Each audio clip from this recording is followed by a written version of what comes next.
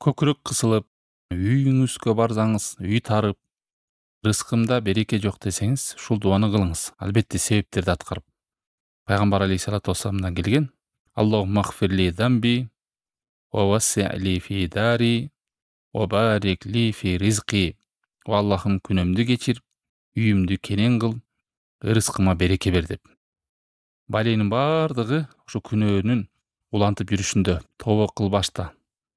Күнөөгө чөмүлүп кайдыгеликке түшүп кеткенде адамдын үйү да тарыйт, рызкысы да тарыйт, берекеси болбойт жашоосунда.